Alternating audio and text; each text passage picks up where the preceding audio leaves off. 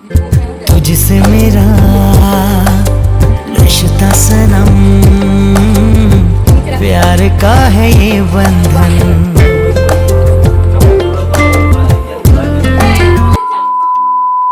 তো আজকেই সেই দিন যেই দিনকে মামুনি আর বাপিকে দেবো এই সারপ্রাইজ গিফটটা, সেটা নেওয়ার জন্য ট্রেন থেকে নেমে সোজা এই বাড়ি চলে এসেছি। তো আমি এখন যাচ্ছি গিফটস নিয়ে, কারণ গিফটটা তো এই বাড়িতে ছিল, গিফটস নিয়েই এখন যাচ্ছি ও বাড়ি, সেটাই দেবো সারপ্রাইজ রাখার জন্য। গিফটটা এই বাড়িতেই অর্ডার করেছিলাম, তো এখানে ভাই আসছে দেখতে পাচ্ছ গিফটস নিয়ে।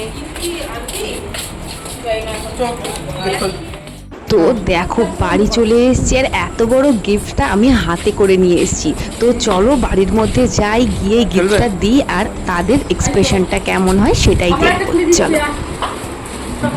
কেমন আছো বলো?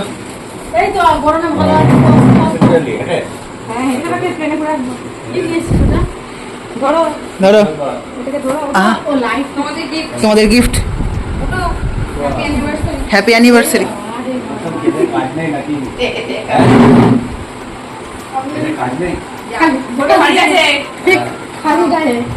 প্রথমেই বাপির বলা এক লাইন, তোদের কি খেয়ে দিয়ে কোনো কাজকর্ম নেই? তো জিনিসটা জাস্ট হ্যান্ড ওভার করে দিলাম, তবে জিনিসটা একটু ওয়েটই ছিল, সেজন্য বললাম একটু সাবধানে ধরো।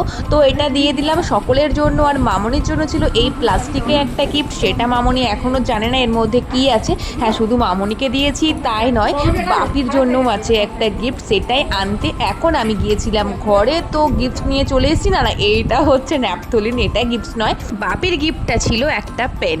অনেক ভেবে চিন্তে মাথা খাটিয়ে বের করলাম পেন হচ্ছে সব থেকে দামি গিফট, যার কোনো বিকল্প হয় না।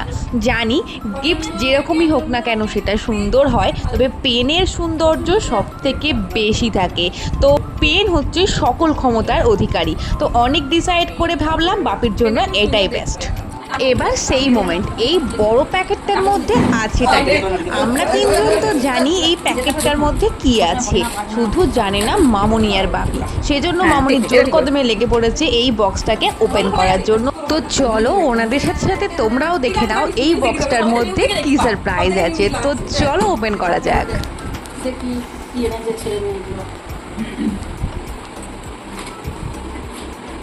নিচে রাখো।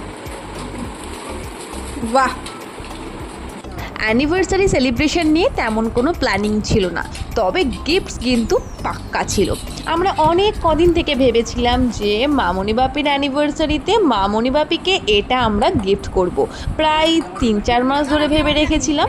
তো আলটিমেটলি মামনি বাপির অ্যানিভার্সারিও চলে এসছে, আর আমরা দেরি না করে ঝটপট জিনিসটা অর্ডার করে ফেলেছি। তবে কি জানো তো, এই যে থালার প্রিন্টটা, এটা আমাদের খুব পছন্দ হয়েছিল। অনেক কদিন থেকে ফ্লিপকার্টে ফলো আপ করতাম যে এই প্লেটের ডিজাইনটা, অনেক ভ্যারাইটি ছিল, অনেক ডিজাইন ছিল, তার মধ্যে এটা মানে এই প্লেটের ডিজাইনটা আমার অরিজিতের অনেক বেশি পছন্দ হয়েছিল।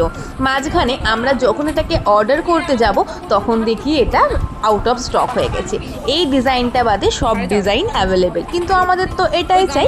তো তাই ফ্লিপকার্টের রেগুলার ফলো আপ করতাম কবে জিনিসটা রিস্টক হবে। যেমনি রিস্টক হলো তেমনি ঝটপট অর্ডার করে ফেলেছি, এক মুহূর্ত দেরি করিনি। টোটাল ডিনার সেটটা ছিল 40 পিসের। তো অনেক কদিন থেকে ভাবছিলাম যে কিনবো, আলটিমেটলি গিফট করতে পেরেছি, খুশি করতে পেরেছি, এটা আমাদের কাছে একটা সাফল্য বলতে পারো। বাড়ির মানুষদের জন্য কিছু করতে পারলে মনটা না সত্যি অনেক ভালো লাগে। আলটিমেটলি তো বাড়ির জন্যই, সংসারের জন্যই, পরিবারের জন্যই আমাদের এত কিছু। পরিবার ভালো থাকলে যে আমরাও ভালো থাকি। তো এই হচ্ছে জিনিসটা। টোটাল 40 পিসের ডিনার সেট ছিল। 6টা বড় প্লেট, 6টা ছোট প্লেট, 6টা চামচ, 3টে হাতা, 3টে সার্ভিং বোল, 12টা বাটি আর একটা সার্ভিং ট্রে। তো জিনিসটা কেমন হয়েছে অবশ্যই কিন্তু কমেন্ট করে জানাতে ভুলো না। সাথে এটাও জানিও এই প্লেটের প্রিন্টটা তোমাদের কেমন লাগলো, আর অবশ্যই বলবো তারা গিফটটা পেয়ে ঠিক কতটা খুশি হয়েছে। তো চলো দেখতে থাকো। স্পেশাল ডেতে গিফট পেতে কার ভালো লাগে না, তার উপরে যদি গিফটস হয় এত কিছু, তো মন তো ভালো হয়ে যাবে। এটা তোমরা আগের দিনই দেখেছো, দিদিভাইরা এটা গিফট করেছিল মামনি বাপিকে। ফটো ফ্রেমটা না জাস্ট আমার অমাইক লেগেছে, এত সুন্দর কালার কম্বিনেশন, এত সুন্দর দেখতে ডিজাইনটা, সব মিলিয়ে টু গুড। আর বাপির পেনটা ছিল ব্লু কালারের, সেটাও ছিল খুব সুন্দর। আর হ্যাঁ, ওই প্যাকেটটাই ছিল একটা নাইটি। যেটা আমি পার্টিকুলারলি মামনিকে গিফট করেছি। গিফট যেরকমই হোক সেটা হয় সুন্দর। আর এত গিফটস পেয়ে মামনি বাপি হয়ে গেছে চরম খুশি, আর এই খুশির সত্যিই কোনো ভাগ হয় না। লাস্ট দুদিন ধরে গিফটস সেটা পেয়ে তাদের খুশি ধরে রাখার মতন জায়গায় ছিল না, সেটা মামনিকে দেখেই তোমরা বুঝতে পারছো। তো চলো কিছু ছোট ছোট ফটো শেয়ার করে নিই তোমাদের সাথে।